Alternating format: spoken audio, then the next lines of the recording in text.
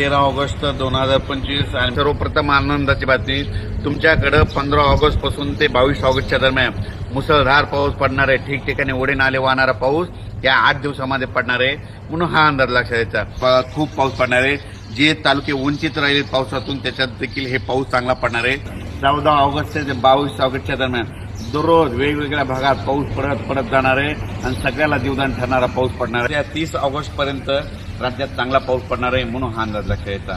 अचानक वातावरण बदल झाला तर लगेच एक मेसेज दिला जाईल. धन्यवाद.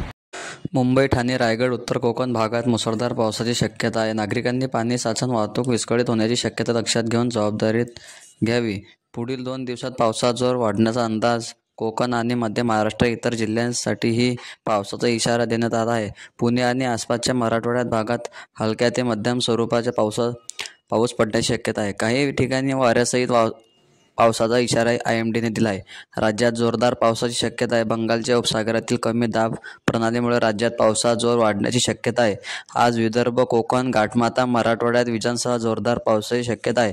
अमरावती, यवतमाळ, चंद्रपूर जिल्ह्यात दक्षतेचा इशारा ऑरेंज अलर्ट देण्यात आला आहे. उर्वरित राज्यात विजांसह जोरदार पावसाची शक्यता असल्याने सतर्कतेचा इशारा येलो अलर्ट हवामान विभागाने दिला आहे. जर तुम्हाला हवं असेल तर पुढे हवामान अपडेट अलर्ट किंवा इतर पुणे, मुंबई, विदर्भ यांच्यासह विशिष्ट शहरांची माहिती आणू कमेंट करून सांगा. धन्यवाद. जय महाराष्ट्र.